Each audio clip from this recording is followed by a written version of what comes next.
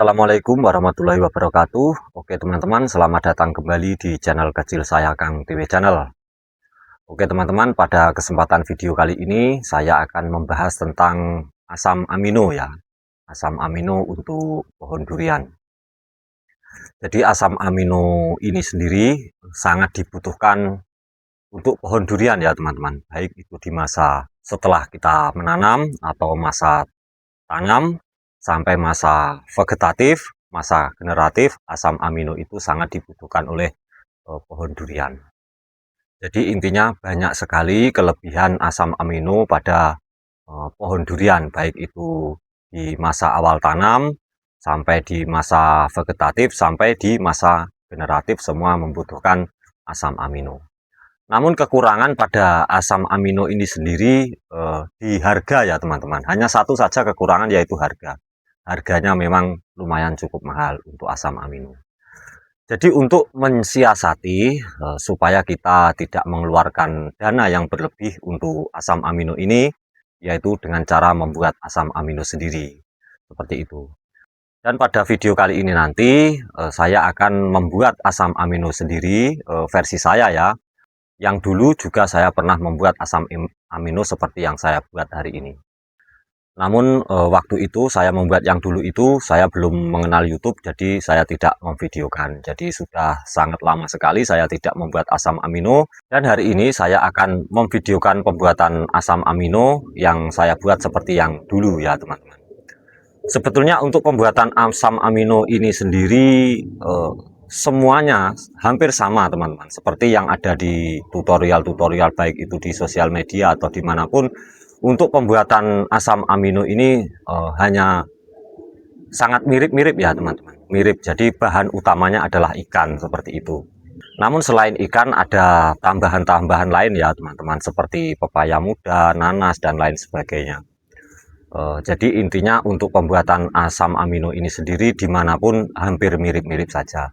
Namun apabila teman-teman penasaran dengan pembuatan asam amino yang saya buat ini nanti, teman-teman bisa ikuti video saya ini nanti sampai selesai, karena nanti saya akan menunjukkan bahan-bahan apa saja yang saya buat asam amino, terus kemudian ukurannya seberapa, terus kemudian cara buatnya gimana, nanti semua akan saya videokan seperti itu. Jadi buat teman-teman yang penasaran, silahkan ikuti video saya ini nanti sampai selesai. Oke, sekarang langsung saja kita menuju ke lokasi pembuatan pupuk asam amino bersama teman saya nanti yang akan membantu saya membuat pupuk asam amino ini. Oke, mari sekarang kita menuju ke lokasi. Oke teman-teman, sekarang saya sudah sampai di lokasi tempat pembuatan asam amino ya. Jadi ini semua adalah bahan-bahan untuk pembuatan asam amino. Jadi seperti ini ya teman-teman. Sebelumnya saya jelaskan dulu, untuk pembuatan asam amino itu sebetulnya bahannya tidak usah terlalu banyak. Kunci dari pembuatan asam amino itu bahannya adalah, kunci utama adalah ikan ya.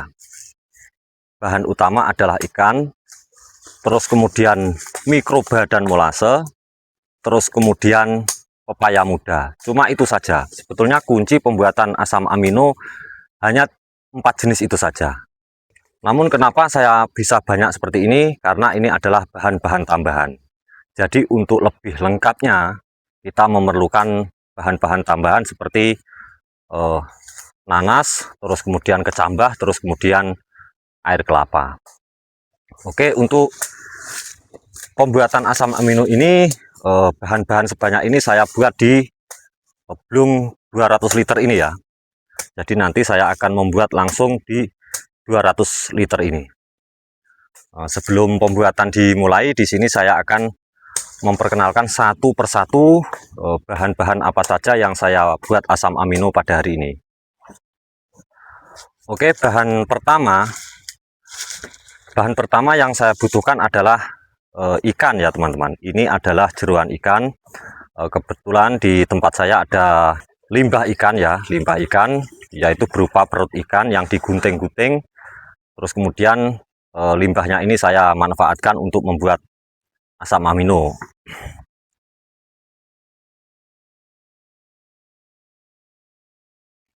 Terus kemudian ini adalah air cucian ikan.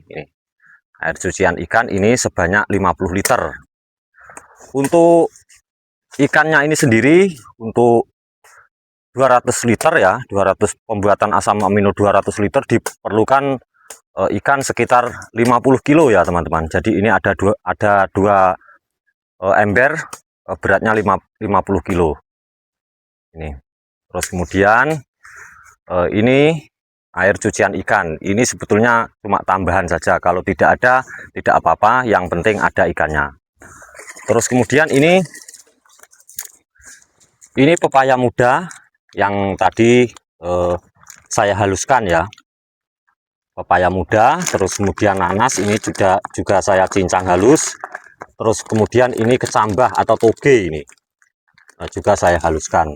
Terus kemudian ini air kelapa. Ini air kelapa. Terus kemudian ini mikrobanya. Saya menggunakan M21, bisa menggunakan M4 dan lain sebagainya. Terus kemudian ini molase. Untuk pembuatan asam amino 200 liter itu kita memerlukan bahan-bahan sebagai berikut ya teman-teman.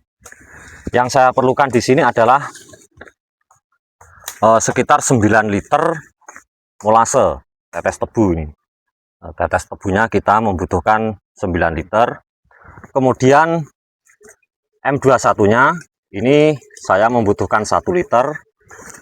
Terus kemudian air kelapanya 20 liter. Ini satu wadah ini 10 liter, nanti 2 wadah 20 liter.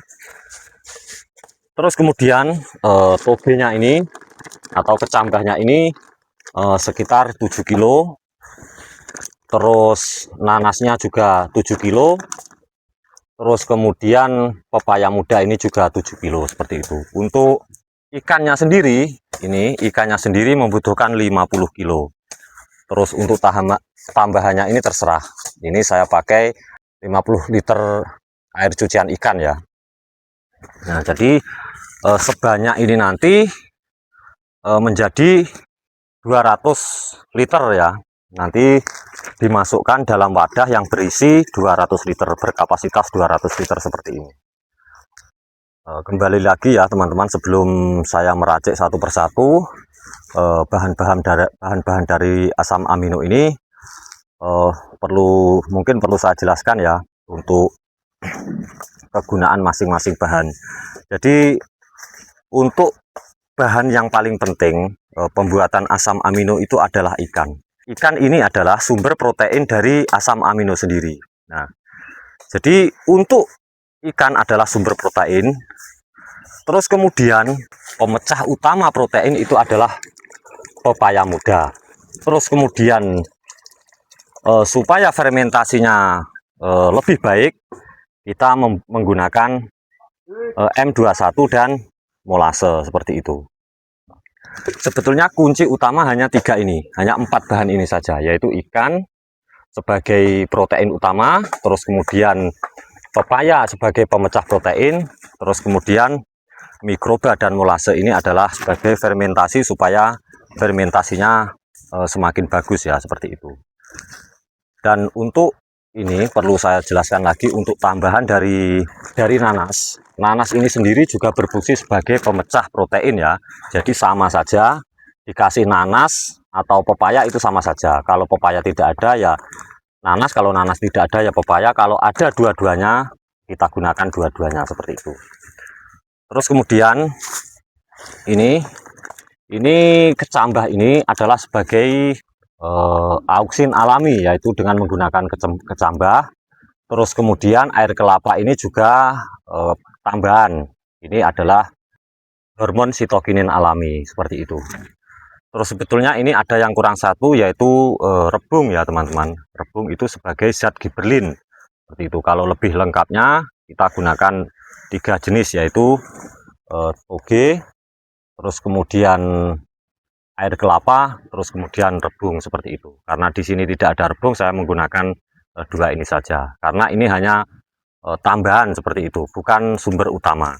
Kalau yang utama sudah ada, ini jeruan ikan, terus kemudian pepaya muda dan molase dan mikroba ini. Oke, sekarang tanpa panjang lebar langsung saja kita campur satu persatu untuk pembuatan asam aminonya, dan ini nanti saya dibantu teman saya untuk membuat asam amino ini.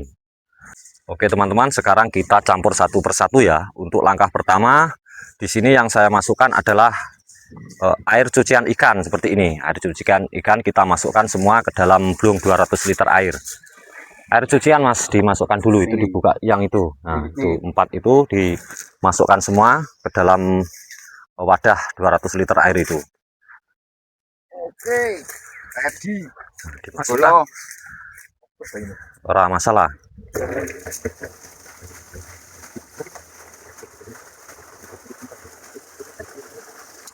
Oke, setelah 50 liter air cucian ikan masuk, kita masukkan air kelapanya. Silahkan masukkan air kelapanya. Air kelapa dimasukkan semua.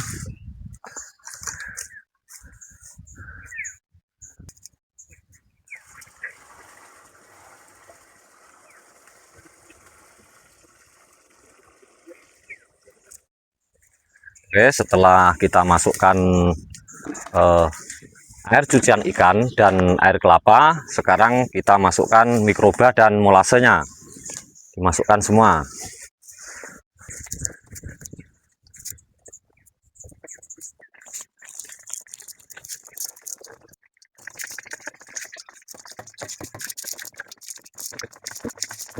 Enggak sampai bersih, enggak apa-apa Mas, nanti dicuci lagi di sana, dikumpulkan di sana, nanti dicuci air.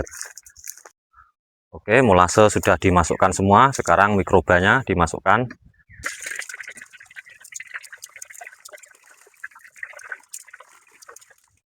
Oke, setelah seperti ini jangan kita masukkan yang lain dulu ya, namun kita aduk dulu sampai semua tercampur, kita aduk-aduk dulu.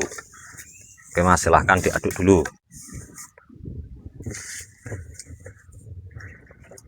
Oke, setelah selesai mengaduk, kemudian kita masukkan bahan lagi, bahan yang lain, yaitu bahan utamanya ini. Ini coba saya buka dulu ya. Coba ini Mas, tolong dibuka Mas. Oke, nah seperti ini ya teman-teman. Ini adalah limbah ikan. Nah seperti ini. Ini bagian perut ikan. Ini bagian perut ikan. Kita masukkan 25 kilo. Kita masukkan pelan-pelan Mas, pelan-pelan Mas. Oke, kita sudah masukkan 25 kilo, kita aduk lagi Mas. Oke, kalau sudah diaduk, kita masukkan lagi yang satunya.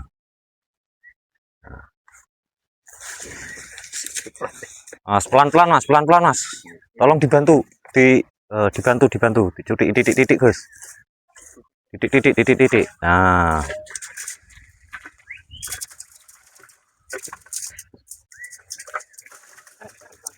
Mas, pelan-pelan Mas. Kalem-kalem Gus.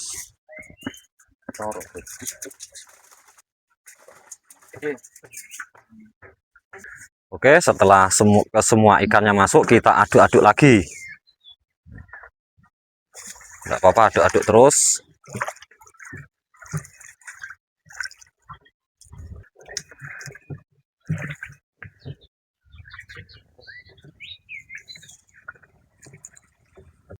Oke, sambil diaduk kita masukkan bahan yang lain ya.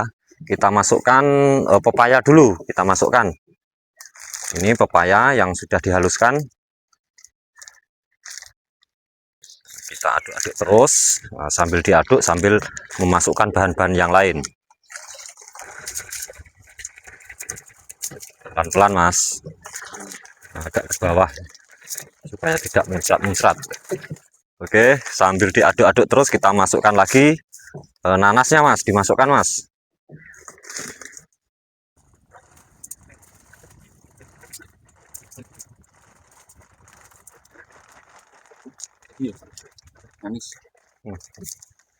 Nah, terus dimasukkan lagi satu lagi, itu toge atau kecambahnya dimasukkan juga.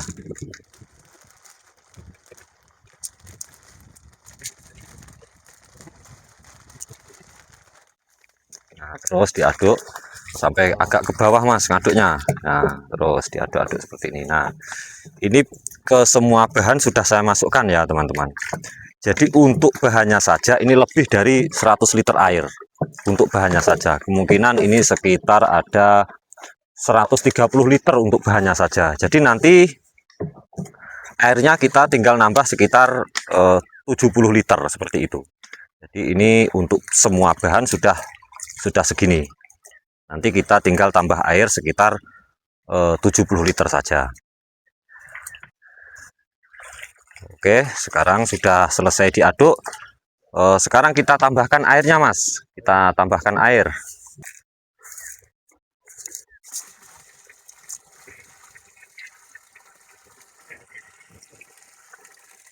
Oke, teman-teman, pengisian airnya sudah selesai ya. Jadi kita isi penuh sampai 200 liter air seperti ini. Nah, perlu teman-teman ketahui ya bahwa untuk pencampuran molase dan mikroba kita membutuhkan lubang ya. Jadi nanti kita di sini saya ada lubangnya saya kasih selang untuk membuang gas nantinya. Nanti ini ada botol ini diisi air. Nanti selangnya ini dimasukkan air untuk keluarnya gas. Oke, sekarang kalau sudah penuh seperti ini, sekarang kita tutup menggunakan plastik. Ini saya akan tutup menggunakan plastik UV ya ini. Kita tutup. Oke, silahkan ditutup, Mas. Tutup terus diikat menggunakan karet. Jadi ditutup plastik seperti ini ya teman-teman. Kemungkinan dari video ini ada teman-teman yang penasaran kenapa ini saya buat asam amino ini di luar ruangan atau tempat panas ya. Jadi ini sebetulnya tidak panas ya teman-teman. Ini panas hanya sore hari saja karena ini berada di bawah pohon durian seperti ini. Jadi ini untuk pagi dan siangnya tidak panas. Cuma sore saja ada panas sedikit. Nanti bagian atas ini kita tutup pakai paranet itu, terus kemudian samping sini kita tutup menggunakan daun kelapa yang ada di sana itu. Jadi untuk pembuatan asam amino seperti ini di luar ruangan ada panas sedikit pun tidak masalah seperti itu. Asalkan ditutup ya, supaya tidak terlalu panas seperti itu. Oke teman-teman, pembuatan asam aminonya sudah selesai ya. Jadi seperti ini. Ini saya tutup menggunakan paranet. Yang sebelah sini saya tutup dengan daun kelapa. Ini soalnya panasnya cuma sore saja, jadi untuk di pagi hari sama siang hari tidak kena panas seperti itu.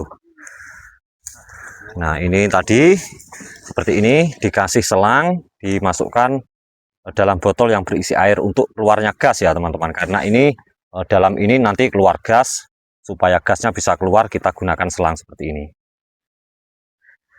Jadi udara tidak bisa masuk, tapi gas dari dalam bisa keluar seperti itu. Dimasukkan air seperti ini. Oke, untuk perawatannya sendiri, apakah setelah seperti ini dibiarkan seperti ini saja? Tidak seperti itu ya teman-teman. Untuk asam amino sendiri perlu perawatan. Jadi setelah jadi seperti ini tidak hanya dibiarkan seperti ini saja. Namun kita aduk ya. Kita aduk sekitar 3-5 hari sekali kita aduk.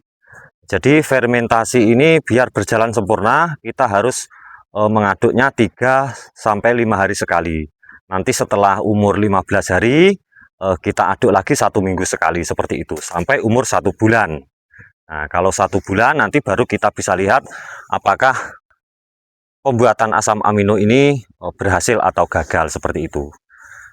Jadi buat teman-teman yang penasaran apakah pembuatan asam amino yang saya buat ini berhasil atau gagal, silahkan teman-teman ikuti video saya berikutnya ya, karena nanti 1 bulan kemudian nanti saya akan update hasil dari pembuatan asam amino ini seperti itu. Oke teman-teman, ini hari kelima dari proses pembuatan asam amino. Ini kemarin saya proses di tanggal 29, sekarang ini tanggal 3 ya, jadi sudah 5 hari. Ini kemarin 2 hari yang lalu sudah saya aduk, terus ini hari kelima akan saya aduk lagi ya. Sambil kita lihat seperti apa kondisi pembuatan asam amino yang saya buat kemarin. Oke, sekarang kita buka dulu.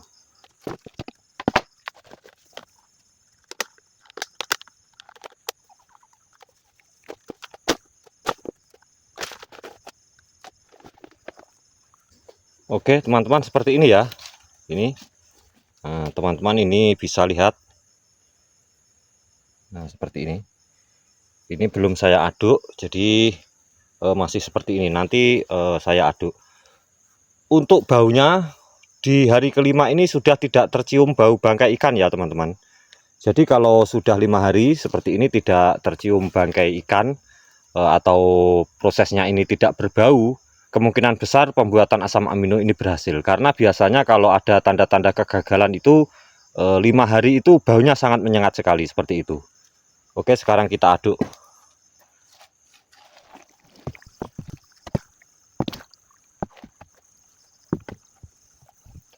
Nah, jadi seperti ini kita aduk 2 atau 3 hari sekali. Kalau sudah 15 hari ke atas nanti kita aduk lagi 1 minggu sekali saja. Nah, kalau diaduk seperti ini sudah tercium bau asam-asam manis seperti itu ya teman-teman. Tidak tercium bau bangkai sama sekali. Jadi kemungkinan besar ini nanti kalau sudah 15 hari ke atas nanti akan tercium bau-bau seperti tape ya, pertanda fermentasinya berhasil.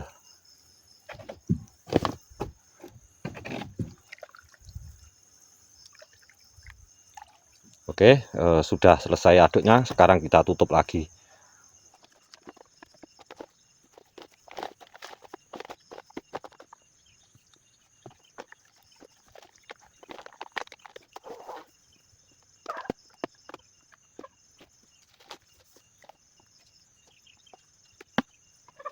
Oke teman-teman, seperti itulah tadi proses mulai dari awal sampai akhir pembuatan asam amino ya.